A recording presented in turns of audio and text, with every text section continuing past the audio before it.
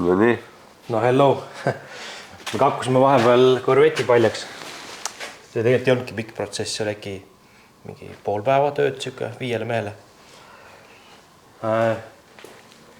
Corvett nagu õige siuke usakas, siis sellel oli vaja kere tõsta veermiku pealt ära. Me tõstsime seda nende ülemiste trossidega, talidega. Ja saime niimoodi ära tõstetud kere alt selle. Aga vaataks natuke lähemalt, mis asi see Corvett üldse on. Sest kindlasti enamus on näinud ainult 36 ja 46 ja mingid teistsugust siuksed võib-olla jaapanlasi. Mis teeb võib-olla natuke erilisemaks sellest tavalist usakast on see, et ta on tegelikult väga kerge. Ja ta ei ole nüüd jäik pikk raam läbi auto, vaid ta ja siuke keevitatud kaartega, vaid ta tegelikult suhteliselt õhukesest terasest tehtud nii-öelda see põhipuraam. Ja see on ka üks esimesi autosid, mis tehti hüdroforminguga või kuidas see teeb veesurvega ongi, et see karp, mis jookseb nüüd läbi kere, siis tegelikult on nagu vormi sees ja täideti veega ja see andis talle kuju ja see võimaldas ka teha selle raami nagu üli kerge tegelikult. Et me jõudsime vabalt seda, kui selle veermik all ei ole, siis me jõudsime teda tõsta nagu kahekesi põhimõtteliselt üles seda raami. Ja väga palju on klaaskiududel, sellest autost õhkab sellist nagu sportlikku vaibi igalt poolt. Et kõik see, mis on igal pool, plastik, kogu see saba on plastik, kõik tiivad on plastik, uksed on väljas plastikud. Või noh, kas ta plastik on õige öelda, ta on vist see komposiitvaik ikkagi tegelikult, mitte plastik. Siin on ka all taga metall peidus ja see kõik on plastik siin peal. Põrand oli ka plastikust. Ja on jah, kate on niimoodi peal siin. Siin all jooksevad küll mingisugused terase ribad. Et puuri tegemine on kindlasti ka siuke natuke huvitavam väljakutse, et näiteks siin, kus tavaliselt puur on vaja ette kinnitada, siis sellega on plastik, et siit on vaja seda plastikut ära lõhkuda, kui lõigata minema. Ja peab natuke selle reegli tingimusega tutvuma, et tegelikult see plastik ei ole ju full tulekindel, et kui palju siis seda alles võib jätta või peab seda asendama alumiiniumiga näiteks driftikal või siis nii-öelda Eesti reeglipäraselt. Veermik on selline mitte nüüd kaikaid täis, vaid pigem on just see eriliselt hea, see double wishbone ees ja taga. Ja siis nii-öelda 2 seda õõtsa ülal ja all, mis on. Ja sellele on nüüd Weissfab lasknud välja värskelt ka oma nii-öelda special veermiku kiti, mis võimaldab täielikult mina visata originaaltükid siit küljest ja panna kohe Weissfabi asjad külge. Pärast vaatame karpi ka, miks nüüd välja näed. Samuti siis kaob ära see lehtvedru. Siin on siis lehtvedru originaalist ees ja taga. Need kaovad ka küljest ära. Ja ilmselt see raam ka ei jää siukseks eest on ja päris, et siia... Ma kohe maha veel ei lõika, et variant on see, et ta jääb ikkagi ette jäigestama, sest see on tegelikult on see väga õhukene siin. See on nii kui mõõta, silma järgi tundub siuke 1,5, kõige rohkem. Et võib-olla et jääb see alles ja siis selle külge tekivad nii-öelda see põrkeraamist, et nina on tegelikult suhteliselt pikk tal, ta tuleb siia välja põhimõtteliselt. Ja. Mingi aeg ära ka kaaluma. Ja siin oli küsimus ka, et ei tea, kas ta on kergem või raskem PEM. Ma palustaks, et saaks kergema ikkagi. Sest PEM tuli mul koos minu ja täispaagiga oli vist 1280. No, äkki 1250, ei tea. Aga suhteliselt samasse auku võiks ta tulla tegelikult. Et mootori setupis ma esialgu jätan ka selle kerge LS-i lahenduse, et ma ei tee teda nagu raskeks turbokaks kohe alguses. See annab ka koheselt talle kaaluvõitu juurde. Vaataks natukene seda Myküsel kast ja Myküse käigukasti tunnel ka oli. Jah. Tassime see ette äkki või? Salongi poolt.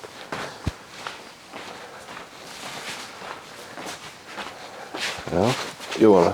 Sinu pool on kergem. Minu pool on turbiin.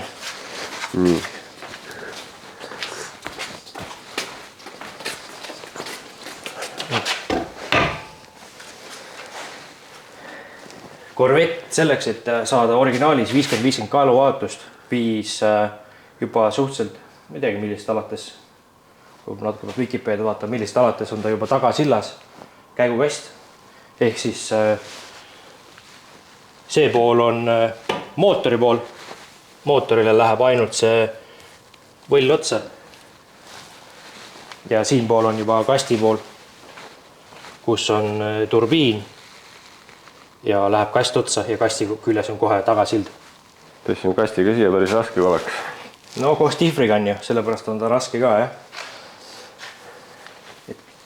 See Corvette oli siis automaatkastiga ja kasti osa nagu võib-olla siis, ma ei tea, paljud see näinud on, aga päris äge on tegelikult see lahendus, kuidas see kasti üleliigseid mõõta on ülivähe ja kohe tagasile küljes. See on siis nii-öelda reduktori pool. Kaasa sai mingid termiidid ka, ei tea, mis need on. Ma eeldan, et nad on kõik ära surnud ikkagi. Elavad veel. Lükkas majaks ära. Jah, vast ei saa väga pahaseks. Nii. Selle autol ei lähe siis originaal differ tagasi ja ei lähe ka sellist lahendust, kus kast on taga. See sai suhteliselt alguses juba ära otsustatud. Läheb talle hoopis Bulldogi differ. Selle nüüd Corvette'ile minev Bulldogi differi eripära on see, et ta tegelikult on nagu upside down. Korra käis see differ isegi Oliveri 46 ajal, siis hakkasid tagarattad tagurpidi ringi käima. Ja, nii et see on korra juba kuskil autodele on. Siin on ülekanded ja asjad ka kõik quick change'i jaoks. Kaasas on ka Bulldogi veri. Bulldog blood. Ei tea, kas kasutada seda või panna ikkagi meie kohalik motuligramm. Sinist värvi või? Ja. Smurfi veri. Aga selle kere lõikamise osas siis, kui selle juurde tulla korra. Kogu see taga klaas plastik on paraku ära lõigata arvatavasti, sest et siit tuleb ka turvapuur läbi alumises, siin alt jooksevad need nii-öelda karptalad. Siia alla on vaja kinnitada karbi külge puur ja kuna ma viin eest kast, tagant viin kasti ette, siis mul on tegelikult vaja taha massi juurde saada, ma toon selle radikasi taha. Ehk siis vee jahutus tuleb taha. Et selle jaoks on ka vaja ruumi teha, nii et see kogu see plastik siit siis kaob ära ja tekib see pumperjala, aga siin taga peab küll selle ka ära võtma. Sellest peab, muidu see tekib siuke seina oht vastu seina minna ja põrgata tagasi. Ongi kõik see on siin, kõik see osa, mis selle kuju praegu tal annab, ongi see plastik ja see nii-öelda see fiiber siis. Ta on vist nii-öelda leht vormitud, et see on siis mingil hetkel on ta vedelal kujul on ja siis tõmmatakse vaakumvormimisega teda õigesse nagu sellise tükki ja ta tagumine osa siis koosneb. See on kõik üks tükk. Väga palju. Tundub küll. Väga suur tükk. Kasti auto. Jah, tiigriga küljes see kõik siit. Siis jäävadki ainult talad näha on ja tagasild. Ja tagasild siis läheb nii-öelda frees tükkidega Bolton paika. See on suhteliselt straightforward selle kitiga. See on siin teras, see peab jääma. Ei, all on teras, aga see peal on plastik. Ta on kuidagi sükke. No jah, ma mõtlen see põhi. Aga see aknaraam on alumiinium, ehk siis tavapärast siis turvapuuri ja seda plekkis ja niimoodi panna ei saa. Keelitada kinni. Vaatame, kas Eesti turvapuuride tehniline on valmis siukse auto puuri kohta arvamuse avaldamisest või siis tuleb sealt nii segast informatsiooni, et ei saagi seda puuri teha. Vaatame. Sellel kerel on ka üks rooste koht ja see on vana akuapet on välja jooksnud ja see on ka selle kere ainus rooste koht, mis on päris äge. Et kui ma 36 tegema hakkasin, siis ta ainult rooste oligi. Jah, seal 2 nädalat lapid kere ennem kui isegi kauem läks tegelikult seal ja pluss siis see põhjamastiksi ära käiemine, see oli ka siuke vapustavalt mõnus töö. Tunnen on siin plekist. Tundub vähemalt, et see on piisavalt suur, et mahub kohe see Gear Motive'i kast ära siia. Et ei pea hakkama tunnelit suuremaks tegema. Kui siia panna suuremat käigukasti, siis peab küll tunneli suuremaks tegema, sest ega see väga lai siin ei ole nii. Ega ta ei ole jah, kurat tegelikult on päris... No mootor vist istub suht ees. Ta ei ole nii sügaval, vaata. Või tegelikult suht väike, praegu peab peale vaatad siia. Tegelikult no saab näha seda, kui hakkab, õnneks on reeglid lubavad veits laiemaks ka minna. Seal on jah, mõõdud on kirjas, mis maani on lubatud suuremaks teha. Võib-olla vaatame neid Wisewebi tükki ka, et mis see külge läheb, siis tekib paar... Jah, võib-olla mootori pool võib-olla, et vaatame korra mootorit ka või. Toda ei ole ju. Mootor on sellel LS1, see on siis 3. generatsiooni GMi V8, kui ma ei eksi. See on nüüd alumiiniumi plokiga ja selle mis iganes selle bordi kuju nüüd oligi. Nii palju kui need LS-i meestega rääkinud, kõik ütlevad, et ära tee sellega, võta kohe mingi LS7-ga, see eelarve on suhteliselt suur ja pigem ma panustaks aega selle LS1 5,7 nii-öelda järgi aitamise peale. Loomulikult torukolle. Võib-olla tõstaks ka veits surveastet, vaataks ka palju kolbideni juurde ruumi on. Surveastmega koos loomulikult E85 kütus. Siis sisselaske kollektori osas võib-olla prooviks ka mingit paari ideed teostada, mis pähe tuleb, et originaali ei ole pointi kasutada. Ja seal on erinevad nii-öelda aftermarket ideid. Veepump läheb minema, siia läheb see elektriline pump asemele. Elektripump on siia nagu Bolt on mõeldud. Ja, see on väga nagu levinud teema. Siis need nookurid vahetab ära, siin on nõellaagriga lookurid, mida siis tegelikult ei ole nagu pigem on ta okei töökünnused, aga kõrgema pöördega ja käredama nukaga on oht, et siis kulub kiiremini ja siis need nõelad, terasest nõelad, mis siin sees on, võivad sattuda õlipumpa ja siis ei ole seda mootorit. Siis tuleb pärast mingi reedblokk asemele panna või Volvo rida 5. Või sealt rida 6 näiteks, juba korra vaatasin seda. Midagi ma siin vist rohkem eriti ei timmigi. Teaval, eks see selgub, kui mootor on lahti, et mis seisus üldse seest on. Et ma eeldan, et ta on okei, et väga suurt läbisõitu ei olnud. Mis need baffleplate'id lähevad siia sisse? See karterisse ja, et see õlisurve ei tekiks nagu probleemiks. Õnneks on taga karteriga. Juba pluss. Eesmärk on mingi ikka 400 kV rattas. See võiks olla siuke, et kannatab juba sõita. Ja kui vaja prood sõita, siis kunagi kell iganes, võib-olla keegi tahab ära osta seda autot kunagi, siis saab ju alati föönitada. Või panna LS7 mingi käredama V8. Kõik on ju plug and play. Jah. See mootori vahetus ja hilisem upgrade on nagu kõige väiksem mure üldse. Just. Siin on mingid sinised kastid. Kast on ilusti õlilekkinud ka siin. Mõnusasti pruuni õliga tund see maha juba praegu. Peaks olema full kit, et kõik veermik ära teha. Teada, mis siin on. Need on poolteljadest. Pooltelje asjad, jah.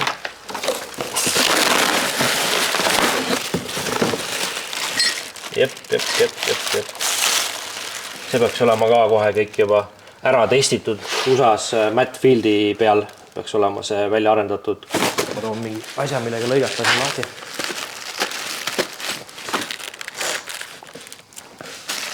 Noh, pigem las nad olla, et ei hakka tolmu koguma või. Neid on ilmselt inimesed näinud ka, et pooltelg on nagu pooltelg ikka lihtsalt on siuke 1500 HP reited vaata. Tagasild ja esisild läheb siis terves tükisse külge. Või noh, mõlemad õõtsad on seal kuskil peidus. Ja peaks olema see laagri kinnitusega. Oot sul nuga käes või? Gruber, niisugused nad välja näevad.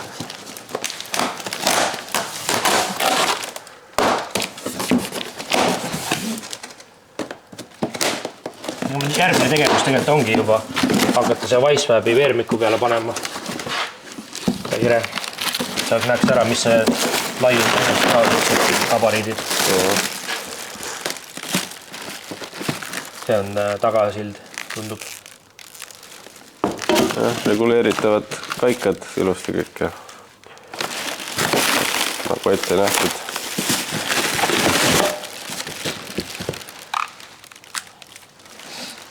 Päris huvitav on kokku laduda seda kõike. Lego jah.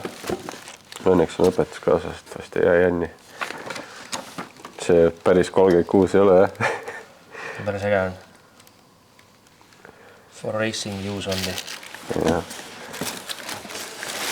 Siis seal on siis esisild. Jep.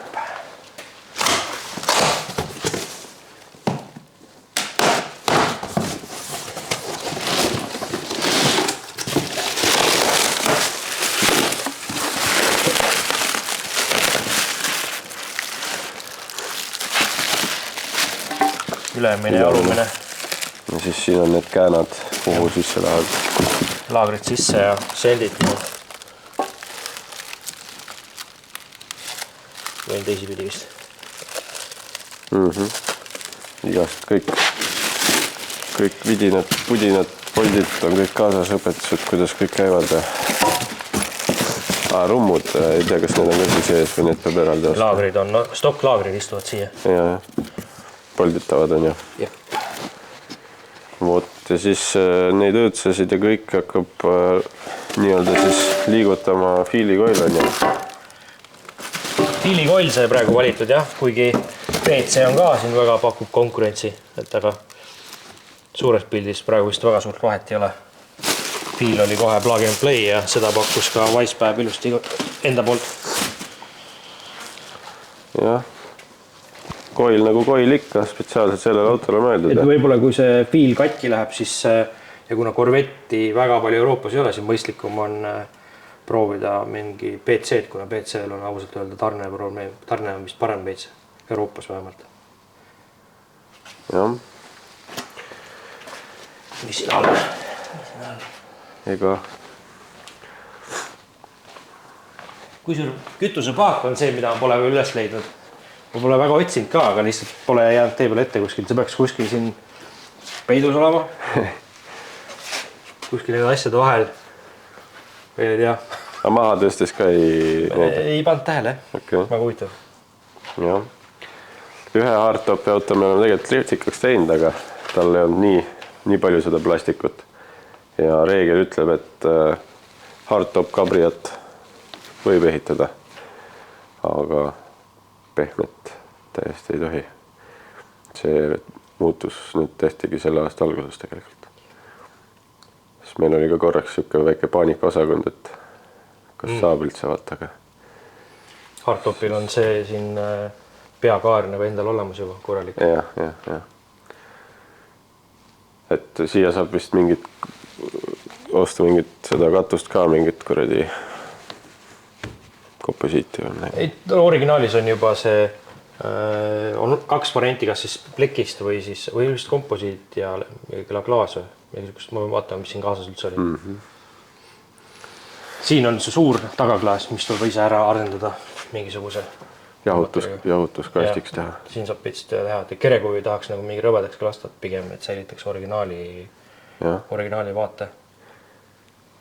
See tuleb hakata veits natuke kodutööd ka tegema, kuidas siin selle puuri. No näiteks juba see sama peakaar, mis peab tulema, eks ole, et ta ei tohi olla väga viltu, nii viltu ei tohi olla nagu see 10 kraadi maksimaalselt lubatud. See on kindlasti siin pea 40 kraadi tundub isegi. Et kuhu seda peakaart siis toetada nüüd võib ja et ukseristi mõõdud kõik lapiks. Kui peakaar panna siia, siis see tuleb juba keset tuba nagu. Ma arvan, et ta tuleb siit läbi saagida auk ja otsa alla. No all on ju õhk, siin ei ole midagi. Et see veits saab mõelda, uudistada, kuidas keegi on seal USA-maal teinud. Ja, aga USA reeglid pole jälle FIA reeglid, et kui seal on pandud viltu, siis siin ei või seda teha. et vast saab selle mõne, kes puuri vastu võtab, julgeb vastu võtta, julgeb ka siia tulla ja julgeb nõu anda enne. Vaatame. Ja mis siin veel, ega nüüd ongi järgmine step oleks siis. No praegu ta on veel, natukene on veel puhtaks kakkuda, kronsasid üleliigselt küljest lõigata ja siis korra Wisefabi asju võib proovida, et ma saaks teada, mis need kerepaneelide laiused on. Soomes JK Composites vist teeb C5-le praegu bodykitti, et kas tema need mõõdud, mis ta juba praegu teeb, on kohe okeid või mul on vaja hakata ikkagi ise hakata leiutama mingit bodykitti siia või vaatame kuskilt mujalt nii-öelda. Et selles osas on vaja otsus saada. Esiklaas läheb küljest ära ja siis saab hakata juba tegelikult kuskilt puuri kinnitustega tegelema ja mingit sihukest asjadega. Tegevust on kõvasti. Ja. Ega ei olegi aega olnud vaadata, kuidas väljamaal keegi vaata ehitanud, ei ole jälginud ühtegi. Ma natuke olen neid jälginud, et mis keegi teinud on. Aga pole Euroopa reeglitele vastavat autot pole jälginud. Vaatanud, soomlast oma oli seal Riias, aga selle üritusel ma ei käinud, kus ta oli kohal. Et siin saab olema huvitav. Aga peab siis selle kasti tagasi tõstma, enne kui tühjaks lekib sinna. Ja ma ei tea, ega rohkem vist väga rääkida ei olegi. Ehitama peab, mis siin mölised peale oma midagi. Siin on pool tundi juba räägitud. Töötab teha. Jah, et näeme juba järgmises episoodis teiega. Tavai.